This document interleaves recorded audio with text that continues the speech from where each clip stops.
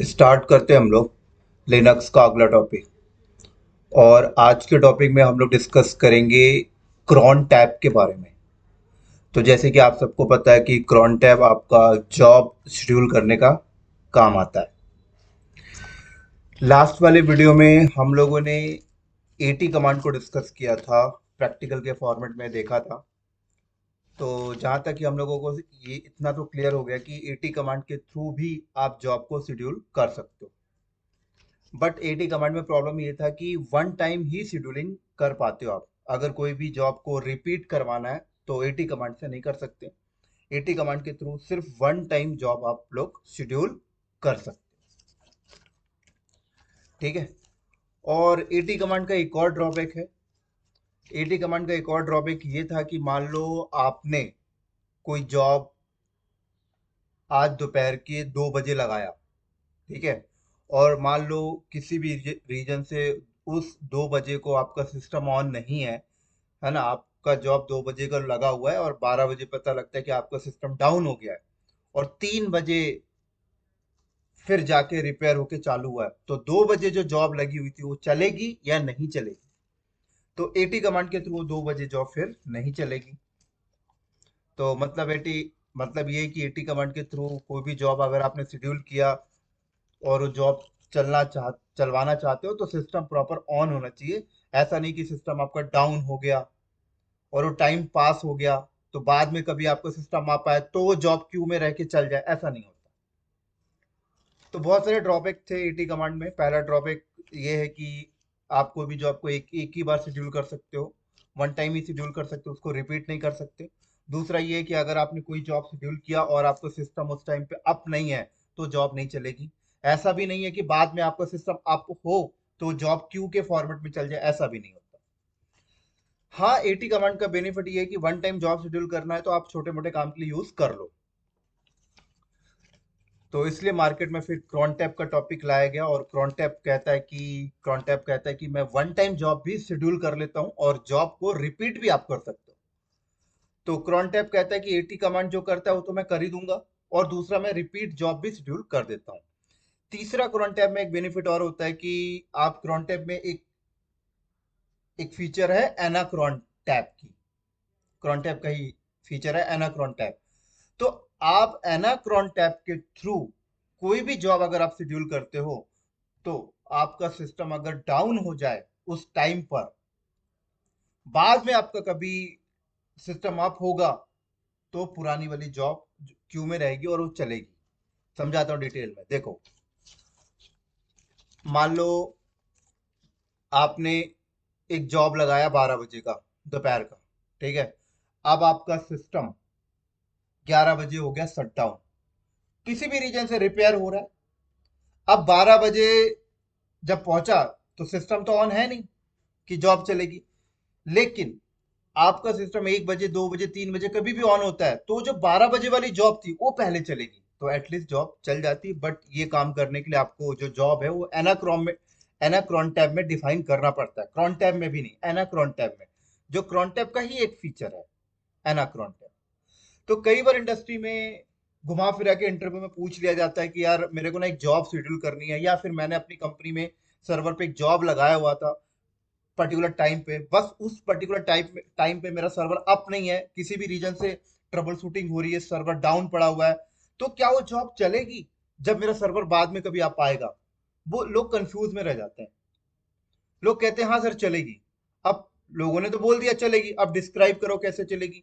आपने AT command में define किया है जॉब, या क्रॉन टैब में आपने डिफाइन किया है, तो चलेगी ही नहीं। वो एना क्रॉन टैब में अगर डिफाइन किया होगा तो चलेगी।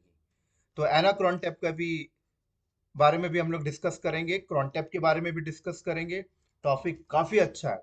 अगर हम लोग इंडस्ट्री में बात करें क्या यूज करते हैं ज्यादातर, क्रॉनटैप यूज करते हैं एटी कमांड को ना के बराबर। क्योंकि क्रॉनटैप में देखो एटी कमांड जो करता है वो क्रॉनटैप तो कर ही रहा है, और साथ में एनाक्रॉनटैप का भी फीचर है। तो क्रॉनटैप ज्यादातर यूज किया जाता है। ठीक है। अब थोड़ा सा सिंटेक्स वाइज और इसकी फाइल वगैरह डिस्कस कर लेते हैं। देखो, अब इसकी कुछ फाइलें मैं आपको दिखाता हूँ जहां पे हम लोग जॉब लगाते हैं। वो फाइलें हैं ls-ld और etc के अंदर क्रॉन स्टार। तो क्रॉन टैब में बहुत अच्छा सिस्टमैटिक डिजाइनिंग की गई है जॉब को लगाने के लिए, इजी तरीके से, आपको डिफिकल्ट ना हो। तो ये देखो, यहाँ पर मैंने आपके सामने कुछ डायरेक्टरी को लिस्ट किया है। ये डायरेक्टरी इन्होंने बना के रखी है पहले से, जिससे कि आपको जॉब शेड्यूल करने में आपको दिक्कत ना हो। तो हम लोग एक एक करके डायरेक्टरी को समझते हैं। पहले इसको समझते हैं, /etc cron डॉट वीकली। तो इन्होंने etc के अंदर cron डॉट वीकली नाम की एक डायरेक्टरी बना के रखी है, और ये कहते हैं कि इस डायरेक्टरी के अंदर अगर आप जाकर कोई भी जॉब रख दोगे, कोई भी जॉब बना के रखते हो, तो वो जॉब हर वीक चलेगी। कहने का मतलब ये है कि मान लो मेरे को कोई भी जॉब एवरी वीक चलवानी है, मुझे कोई भी जॉब एवरी वीक रन करवानी है, तो मैं क्या करूंगा, एक फाइल क्रिएट करूंगा और उस फाइल में वो जॉब डिफाइन कर दूंगा। एक फाइल क्रिएट करूंगा, उस फाइल में जॉब डिफाइन कर दूंगा, कमांडे डिफाइन कर दूंगा। ठीक है, एक फाइल खोला मैंने, उसमें कमांडे डिफाइन कर दिया स्क्रिप्टिंग के फॉर्मेट में। अब उसके अंदर जो मैंने कमांड डिफाइन किया, मैं चाहता हूं वो एवरी वीक रन हो। कुछ भी हो सकता है, एवरी वीक रन करवाना चाहता हूं। मैं फाइल को उठाऊंगा और etc cron डॉट वीकली नाम की डायरेक्टरी में जाके रख दूंगा, बात खत्म। अब वो एवरी वीक चलेगी। तो कितना इजी हो गया मुझे जॉब को डिफाइन करने। ऐसे कोई भी जॉब मुझे मंथली चलवानी है, मैंने फाइल क्रिएट किया, उस फाइल के अंदर सारी कमांडें डिफाइन कर दिया, जॉब डिफाइन कर दिया, मुझे एवरी मंथ रन करवानी है, मैं etc cron डॉट मंथली नाम की डायरेक्टरी के अंदर गया, वो फाइल को रख दिया, वो एवरी मंथ अपने आप रन होगा।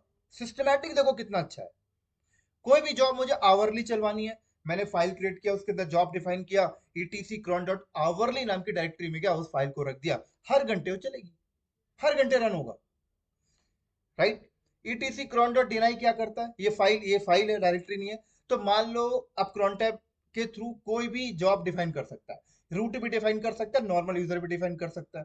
मान लो अगर मैं किसी नॉर्मल यूजर को डिनाई करना चाहता हूँ कि भाई तू जॉब मत डिफाइन करना मेरे सर्वर पे, तो मैं इस etc cron डॉट डिनाई नाम की फाइल के अंदर आके उस यूजर की एंट्री कर दूंगा। तो डिनाई नाम की फाइल के अंदर जिन जिन यूजर की एंट्री मैंने कर दी, वो यूजर मेरे सर्वर पे क्रॉनटैप के थ्रू जॉब लगा नहीं सकते। ये मतलब है। ऐसे एक डायरेक्टरी है etc cron डॉट डेली, मुझे कोई भी जॉब डेली रन करवानी है, तो मैंने फाइल क्रिएट किया, उसके अंदर कमांड डिफाइन किया, उस फाइल को लाया और etc cron डॉट डेली नाम की डायरेक्टरी के अंदर मैंने रख दिया। अब वो जॉब डेली चलेगी। तो सिस्टमैटिक देखो कितना अच्छा है। कोई भी जॉब आपको वीकली चलानी है, आप वीकली नाम की डायरेक्टरी के अंदर रखो। कोई भी जॉब आपको मंथली चलानी है, आप उसको मंथली नाम की डायरेक्टरी के अंदर ले जाके रख दो। कोई भी जॉब आपको आवरली चलानी है, उसको आवरली नाम की डायरेक्टरी के अंदर ले जाके रख दो। किसी भी यूजर को डिनाई करना चाहते हो, डिनाई नाम की फाइल के अंदर जाके एंट्री मार दो। किसी भी जॉब को डेली रन करवानी है, डेली नाम की डायरेक्टरी के अंदर जाकर एंट्री कर दो। लास्ट डायरेक्टरी है etc cron डॉट डी। ये क्या है? अब देखो, आपने वीकली जॉब को रन करवा लिया, मंथली करवा लिया, आवरली करवा लिया, डेली करवा लिया। कुछ ऐसी जॉब्स होती हैं जो कस्टम डेट पे चलवानी पड़ती हैं। कस्टम डेट मतलब कि मुझे दिवाली के लास्ट वीक चलवानी है, लास्ट होल वीक चलवानी है। राइट। या फिर दिवाली का जो दिवाली से पहले जो वीक आएगा, उस वीक में पूरे डे चलवानी है। अब ये क्या हुआ, पूरे साल में एक ही बार चलवा रहे हो, कस्टम हो गया ना ये तो। डेली में भी नहीं आया, आवरली में भी नहीं आया, मंथली में भी नहीं आया और वीकली में भी नहीं आया। ये कैसा आया? पूरे साल में दिवाली कब आती है? नवंबर में। नवंबर में कब आ रही है दिवाली? जिस भी डेट पे आ रही है, उसका लास्ट, उसके पहले का जो वीक है, वो पूरे वीक चलवानी है, उस वीक के पूरे डेज में चलवानी है। ऐसे कस्टम जॉब कहा जाता है, etc cron डॉट डी के अंदर डिफाइन की जाती है। ऐसे होली के 2 दिन पहले चलवानी है, या आपका पूरे साल का जो 10th मंथ आता है, उसके फर्स्ट और थर्ड वीक में चलवानी। ऐसे custom jobs etc cron dot D directory के अंदर डिफाइन किया जाता है। कैसे डिफाइन करता है, सारा डिस्कस करेंगे। ठीक है। अब देखो, ये जो भी आपने इसमें जॉब डिफाइन किया, ये सर्वर जो भी टाइम पे आपने डिफाइन किया, सर्वर ऑन होना चाहिए। सर्वर अगर ऑन नहीं है तो वो जॉब नहीं चलेगी। और आप चाहते हो कि अगर मैं ऐसी जॉब डिफाइन करूं, कभी अगर सर्वर मेरा डाउन है और उस टाइम पे पहुंच गया, तो कभी अप हो तो जॉब चल जाए, तो उसके लिए आपको एनाक्रॉन के अंदर डिफाइन करना पड़ता है, वो भी फाइल मैं आपको दिखा देता हूँ। एनाक्रॉन टैब इसके अंदर डिफाइन करना पड़ता है। कैसे डिफाइन करते हैं सब डिस्कस करेंगे। अभी इंटरव्यू में अगर आपसे कोई पूछता है कि ईटीसी एनाक्रॉन टैब का क्या मीनिंग है, तो आप समझा देना, ठीक है। और एक चीज दिखाता हूं, जब भी आप जॉब डिफाइन करोगे तो कैसे डिफाइन करोगे, ठीक है। जब भी आप जॉब डिफाइन करोगे तो इसका सिस्टमैटिक होता है। जैसे अब वीकली, कोई भी जॉब वीकली चलवानी है तो परेशान होने की जरूरत नहीं, फाइल बनाया रख दिया। मंथली चलवानी है, फाइल बनाया रख दिया। आवरली चलानी है तो फाइल बनाया रख दिया। डेली चलानी है, फाइल बनाया रख दिया, कोई दिक्कत नहीं होगी। जब जॉब कस्टम डिफाइन करना पड़ता है कि फर्स्ट मंथ के लास्ट वीक में चलवानी है या पूरे दिन के 12 बजे ही केवल चलानी है, तो ये कस्टम जॉब में थोड़ा सिंटेक्स आपको ध्यान रखना पड़ता है। वो सिंटेक्स जब आप जॉब डिफाइन करोगे तो उसको फॉलो करना पड़ता है। वो सिंटेक्स समझा देता हूँ अभी क्या होता है। उसके लिए आप एक कमांड रन करो, क्रॉन टैब। ये देखो, ये सिंटेक्स आपको ध्यान रखना पड़ता है। जब भी आप कस्टम जॉब क्रिएट करोगे तो फाइल बना के जो पैरामीटर डिफाइन करोगे वो इस टाइप से होता है। पहला वाला जो फील्ड है, कह रहा है उसमें आप जो वैल्यू है 0 से 59 वैल्यू डिफाइन करोगे, और ये पहला वाला जो फील्ड होगा वो मिनट को डिफाइन करेगा, मिनट्स को, है ना। अगर स्टार डिफाइन किया है, इसका मतलब होता है वो एवरी मिनट आपने डिफाइन कर दिया, मिनट के।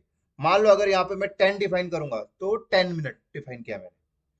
सेकंड वाला फील्ड में आप आवर्स डिफाइन करोगे, आवर्स की जो वैल्यू है 0 से 23 तक। अगर स्टार डिफाइन किया तो एवरी आवर्स ले लिया। फिर मान लो अगर मैंने 0 डिफाइन किया तो पहला आवर्स, 1 डिफाइन किया तो 1 बजे, ऐसे रात के 1 बजे, 2 डिफाइन किया तो रात के 2 बजे, 24 फॉर्मेट में है ये। थर्ड वाले वीक में आप डे ऑफ मंथ डिफाइन करोगे, day of month, day of month 1 से 31 तक। अगर स्टार किया तो आपका एवरीडे पिकअप कर लेगा ये, ठीक है। ये वाला फील्ड फोर्थ वाला कहता है कि आप मंथ डिफाइन करते हो, कौन सी मंथ में जॉब चलानी है। मान लो मुझे नवंबर मंथ में चलानी है तो नवंबर मंथ 11 डिफाइन कर दिया। यहाँ पे स्टार का मतलब होता है एवरी मंथ हो गया। फिर वो अब मंथ को नंबर में भी दे सकते हो, 1 2 3 4। आप चाहो तो शॉर्ट फॉर्मेट में भी दे सकते हो, जैन फैब मार्च, राइट। उसके बाद ये वाला फील्ड कहता है कि डे ऑफ वीक डिफाइन कर सकते हो आप, कि वीक में कौन से डे को आपको रन करवानी है। वीक में जैसे मैंने कोई जॉब लगा दिया कि भाई नवंबर के फर्स्ट वीक में चलनी चाहिए। अब फर्स्ट वीक में कौन से डे को चलनी चाहिए, वीक में भी कौन से डे को रन करवानी है, तो यहाँ पे डे ऑफ वीक 0 से 6। 0 संडे कंसिडर करता है और 6 सैटरडे कंसिडर करेगा। कह रहा है कि जो संडे है वो आप 0 भी डिफाइन कर सकते हो, 7 भी डिफाइन कर सकते हो, इस, है ना। तो इस तरीके से आप डिफाइन कर सकते हो। ये प्रैक्टिकल करेंगे तो अच्छे से समझ में आएगा। देन उसके बाद कह रहा है कि यूजर नेम डिफाइन कर दो। यूजर नेम का मतलब जॉब किसके थ्रू डिफाइन कर रहे हो, किसी नॉर्मल यूजर के थ्रू, किसी रूट यूजर के थ्रू। आप यूजर नेम डिफाइन कर दो, देन उसके बाद कमांड डिफाइन कर दो, क्या कमांड रन करवानी है। तो ये ध्यान रखना पड़ता है कस्टम जॉब के लिए, जो हम लोग अभी प्रैक्टिकल करेंगे। लेकिन जब बात आती है कि कोई भी जॉब डेली चलवानी है तो सिंपल फाइल बनाओ और डेली नाम की डायरेक्टरी के अंदर रख दो। कोई भी जॉब आवरली चलानी है, सिंपल फाइल बनाओ, कमांड डिफाइन कर दो और इसके अंदर रख दो। क्लियर। इनके सारे लॉक्स भी बनते हैं। तो काफी इंपॉर्टेंट है। पहले हम लोग कस्टम जॉब को देखेंगे, ठीक है। फिर उसके बाद इन फोल्डर को भी देखा करेंगे, फिर एनाक्रॉन को भी देखेंगे। तो ये था हमारा एक थ्योरी कॉन्सेप्ट जो हम लोग को डिस्कस करना है क्रॉन टैब में, ठीक है। प्रैक्टिकल हम लोग अगले वीडियो में करेंगे। और प्रैक्टिकल वाला जो वीडियो है वो हिडन रहेगा, मैं पहले बता दूं। जो बंदे सब्सक्रिप्शन लिए हुए हैं उन्हीं को प्रैक्टिकल दिखेगा कि। तो काफी इंटरेस्टिंग है ना क्रॉन टैब और एनाक्रॉन टैब का टॉपिक। तो स्टार्ट करते हैं नेक्स्ट वीडियो में इसका प्रैक्टिकल। तब तक दोस्तों बाय बाय। हाँ, एक चीज और है कि अगर आपको ये वीडियो अच्छा लगा, अगर आपको ऐसा लग रहा है कि मैं आप लोग मेरे थ्रू नॉलेज गैदर कर रहे हो इंडस्ट्री बेस्ड, तो आप लोग भी सब्सक्रिप्शन को लो और कंटिन्यू करो, ठीक है। क्योंकि आपने देखा कि तकरीबन ये जो मैं लिनक्स को अपग्रेड कर रहा हूँ, पहले वाला जो लिनक्स था मेरे पास वो तो बहुत ही बेसिक लेवल पर था, बट ये जो लिनक्स अभी मैं अपग्रेड कर रहा हूँ आरएचएल 8 9 के ऊपर, ये काफ़ी एडवांस है। और आई थिंक ये जो लेक्चर मैंने अभी क्रिएट किया, ये 71 लेक्चर है, 71 नंबर लेक्चर है। प्रैक्टिकल में हमारा 72 हो जाएगा, और मैंने आपको शुरू में बताया था कि काफ़ी बड़ा टॉपिक है, तो 100+ लेक्चर्स जाएंगे आरसीएसए के ऊपर केवल। ठीक है, तो मिलते हैं फिर हम लोग प्रैक्टिकल के साथ। तब तक के लिए दोस्तों बाय बाय। अगर आपको इंटरेस्ट हो लिनक्स सीखने में तो सब्सक्रिप्शन ले लो। चलो मिलते हैं जल्दी।